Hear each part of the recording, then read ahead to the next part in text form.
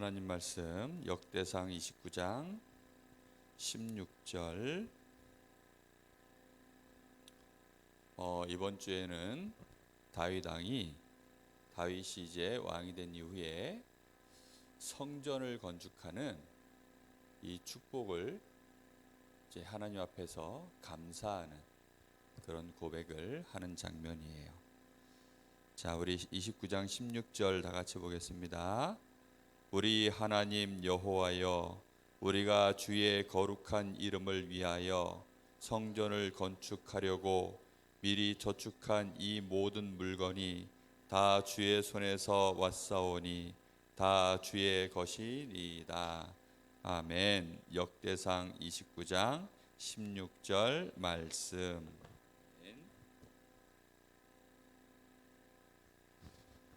자, 오늘 다윗이 왕이 되고 난 이후에 무엇을 지금 하고 있다고요?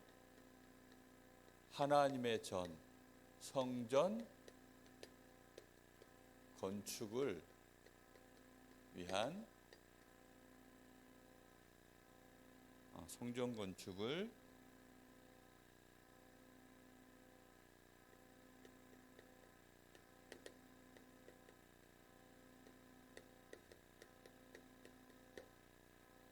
성전 건축을 준비한 다윗.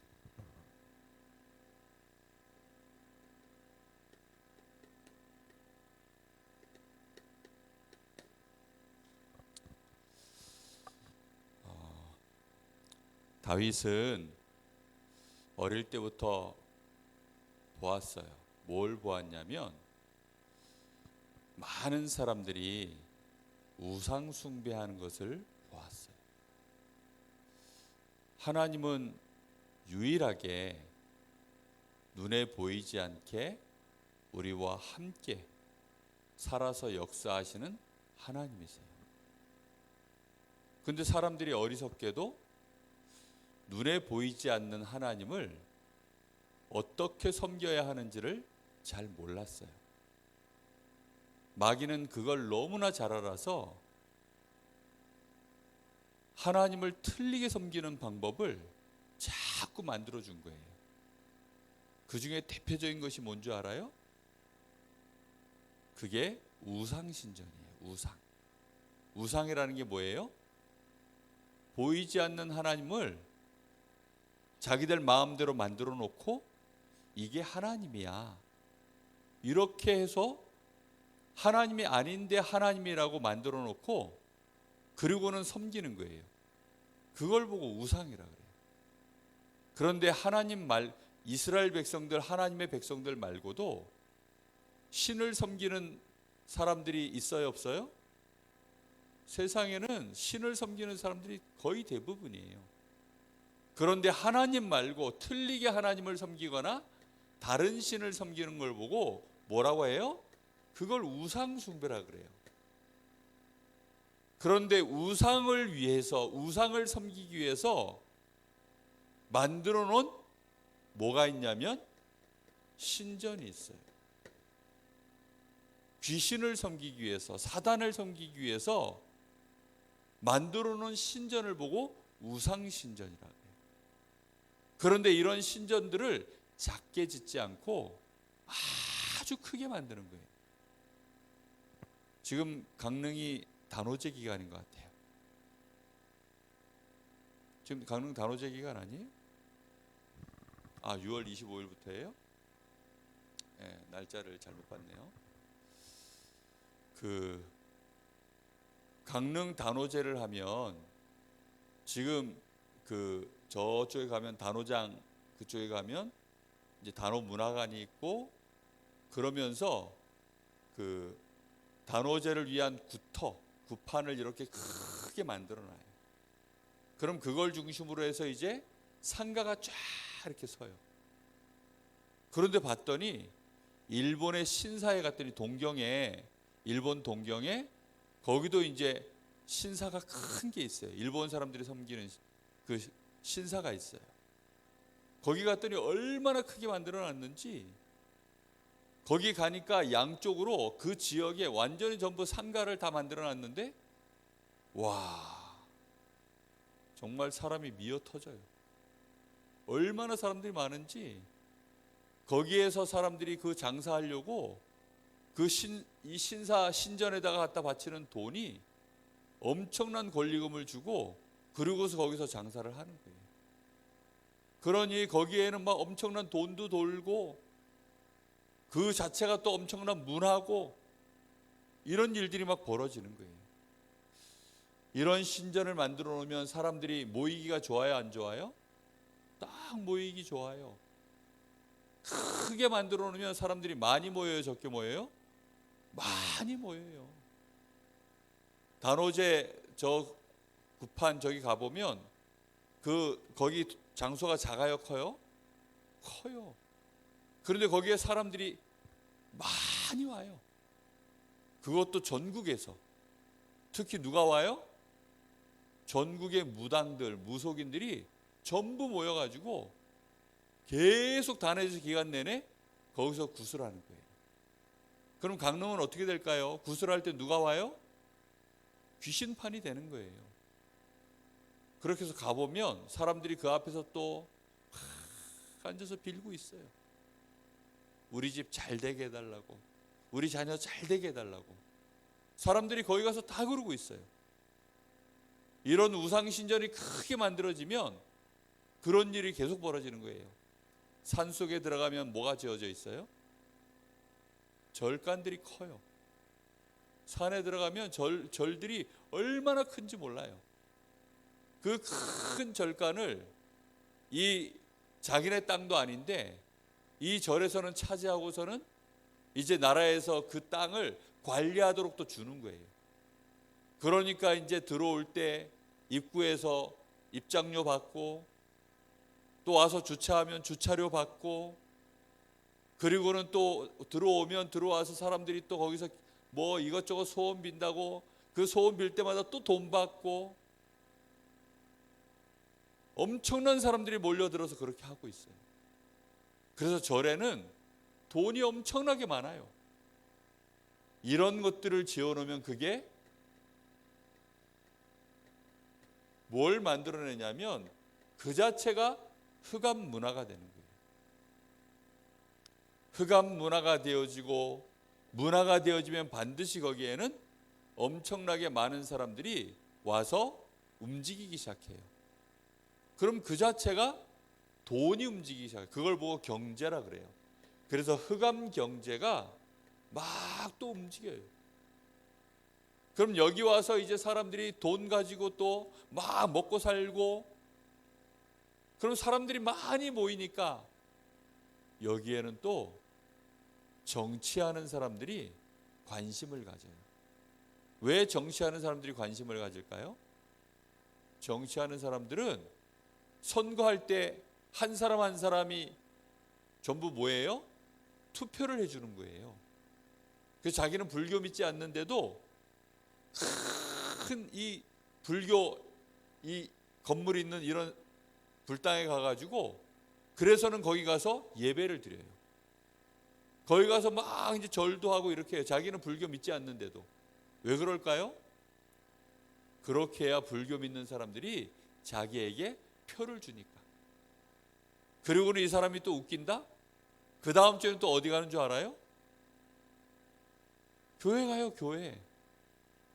우리 교회처럼 이렇게 작은 교회는 안 오지만 큰 교회를 가요. 거기 막 수천 명이 모여있는 이런 교회 가서 또 거기 가서 이제 인사드리는 거예요. 그러고 나서 그 다음 주엔 또 어디 가는 줄 알아요? 또 성당 가요, 성당. 성당 가서 또 막 거기 가서. 그래 놓고 또 단오제 하고 있으면 또 어디 가요? 또 단오제 가요. 왜요?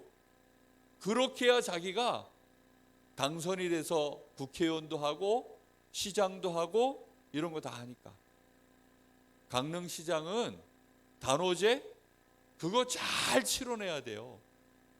그렇게 안 하면 강릉 시민들이 너무너무 싫어해요.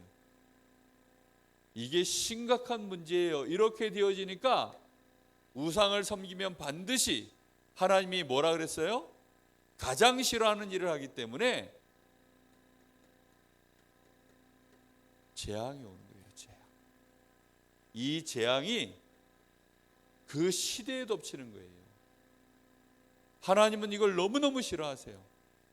특히 이스라엘 나라를 늘 대적하던 저 블레셋, 거기에는 아곤 신전, 아세라 신전, 다곤 신전 이런 것들이 엄청나게 컸어요. 그런 신전에서 막 우상을 섬기던 이런 아이들이 막 이제 하나님을 섬기는 사람들을 막 조롱하고, 그 대표적인 사람이 누구였어요? 골리앗이었어요. 골리앗. 이런 사람들이 나와서 막 자기 신전에서 막 제사 드리고, 그리고서는 용기를 내가지고 막 쫓아오는 거예요. 그런 다윗은 어려서부터 누구를 만났어요? 하나님을 만났고, 하나님을 어떻게 만나서 어떻게 섬기며 하나님과 어떻게 동행하는지를 너무너무 잘 아는 다윗이었어요. 다윗은 뭘 가진 사람이었냐면 언약을 알고 있었어요. 그리스도의 언약을 알고 있었어요. 그 그리스도의 언약을 상징하는 언약궤가 뭔지를 알고 있었어요. 그래서 다윗은 어려서부터 올바른 성전을 짓고 싶었어요. 하나님이 가장 원하시는 올바른 성전은 오직 그리스도, 오직 그리스도의 언약이 있는 성전, 이걸 하나님이 가장 원하셔요. 그때 당시에, 다윗 당시에 오직 그리스도를 상징하는 그 물건이 언약궤였어요. 자, 그런데 문제는 성전을 짓기 전에는 이 언약궤가 어디에 있었는 줄 알아요? 텐트에 있었어요. 텐트 알아요? 텐트? 그냥 이렇게 천으로 나무 세워서 천으로 이렇게 바람 불면 바람에 펄럭펄럭거리고 비 오면 비바람에 막 쓰러지기도 하고, 이런 텐트에 있었어요. 그런데 다윗이 왕이 돼가지고 왕궁을 지었단 말이에요.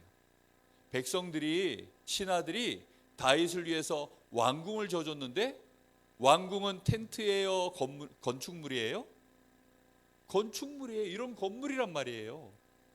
그래서 다윗이 그 백향목이라고 있어요. 저 레바논에서만 수입한 아주 고급진 나무가 있는데, 그 백향목으로 기둥을 세우고 그렇게 해서는 성전을 멋지게 지어놓은 거예요. 그리고 자기의 침실에 가면 상아로 만든 침대가 있었어요. 상아 알아요? 뭔지? 코끼리의 뿔. 이 코끼리의 뿔로 상아 침대를 만들려고 그러면 이 뿔이 얼마나 많이 들어갈까? 그런데 이스라엘 나라는 코끼리가 안 살아요. 그럼 코끼리 뿔은 지금 이거 어디서 가지고 온 거예요? 저 다른 나라에서 또 수입해서. 그럼 수입해서 온 그 물건은 공짜일까요? 비쌀까요? 엄청 비싸요. 다윗이 밤에 잘 때마다 양심이 찔리는 거예요. 아, 나는 이렇게 백향목으로 지은 화려한 왕궁 안에, 그것도 상아로 만든 침대에 누워서, 거기서 이제 뭐 하는 거예요? 밤에 잘 때 다윗이 하나님 앞에 기도하는 거예요. 근데 기도할 때마다 마음이 너무 아픈 거예요. 하나님의 언약궤는 지금 어디 있어요? 저 들판에. 그렇죠? 저 들판에. 그것도 바람 부는 곳에. 바람이 불면 펄럭펄럭 비가 내리면 비 다 맞는, 비가 새는 그런 곳에 하나님의 언약궤가 있는 거예요. 안 되겠다. 나는 이런 곳에서 있으면서 하나님의 언약궤를 어떻게 여기다 두겠나? 그래서 다윗이 성전을 건축하기로 했어요. 다윗이 자기 혼자 짓지 않고 모든 백성들에게 이 마음을, 이 기도 제목을 광고를 했어요.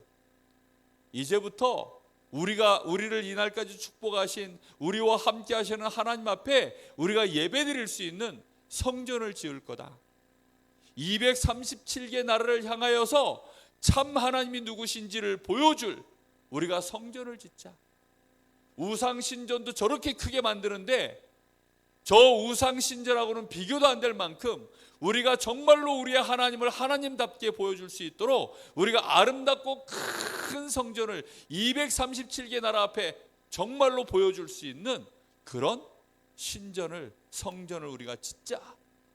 우리 렘넌트들, 우리 후대들이 와서 딱 보고, 와, 역시 하나님이 우리와 함께 하시는구나. 하나님이 우리와 함께 하시는 그 축복을 정말로 보고 알 수 있는, 우리 렘넌트들이 서밋으로 설 수 있는 그런 성전을 우리가 짓자. 너의 자녀들, 너네 후손들이 하나님의 언약을 딱 붙잡고 세계복음할 수 있는, 모든 민족에게 복을 보여줄 수 있는 그런 성전을 짓자.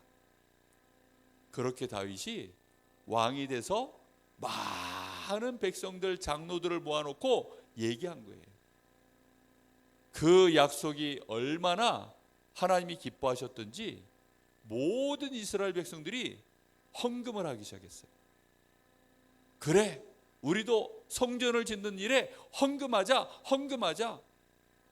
그래서 헌금을 내놓기 시작하는데 끝도 없이 들어오는 거예요. 끝도 없이. 얼마나 성전 건축하는데 헌금이 많이 들어오는지 다윗 왕이 급하게 광고를 냈어요. 뭐라고 광고했을까요?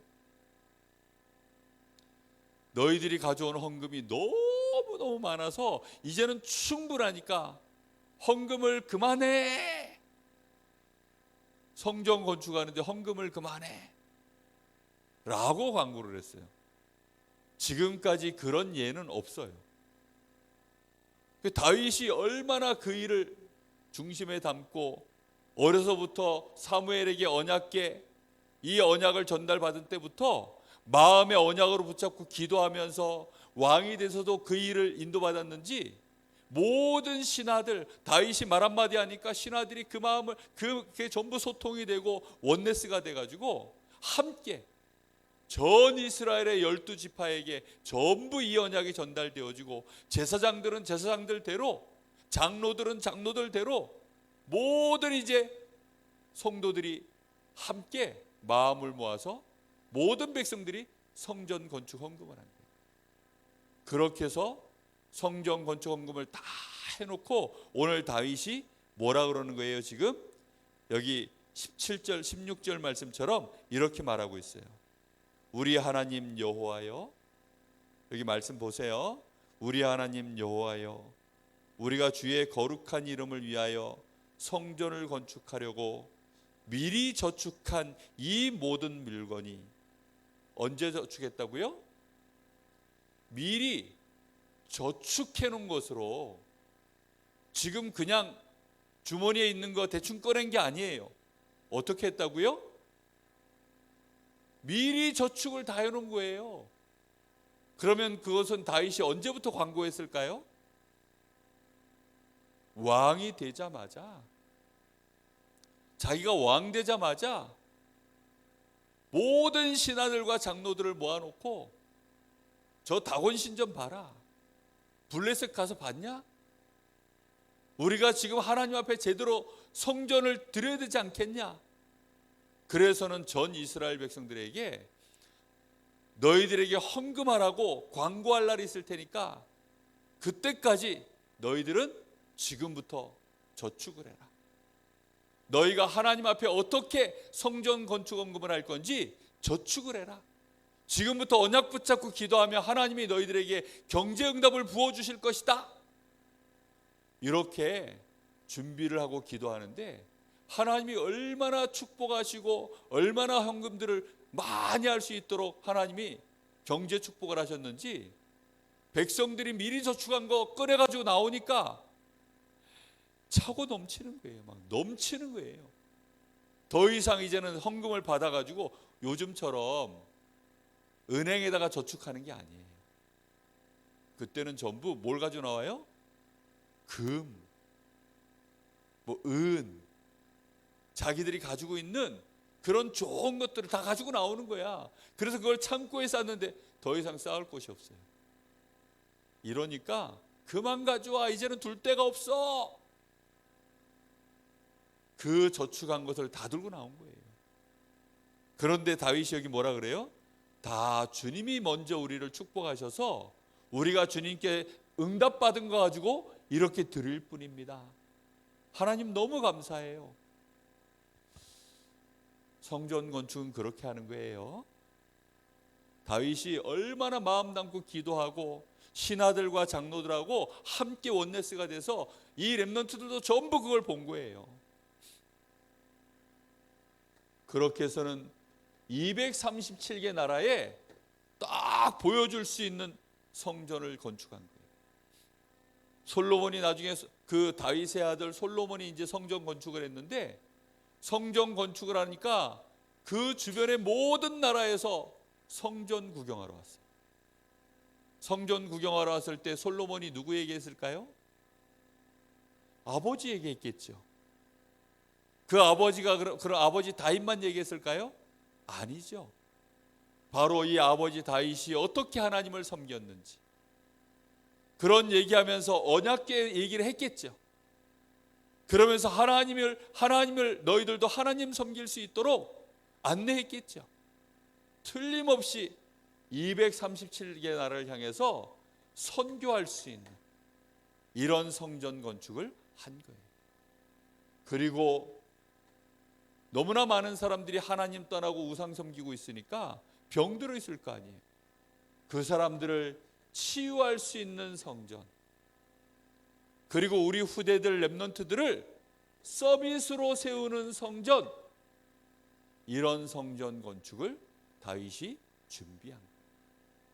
하나님이 그걸 얼마나 기뻐하셨는지 나단이라고 하는 선지자가 있어요. 이 선지자가 와서 다윗에게 얘기해 줬어요.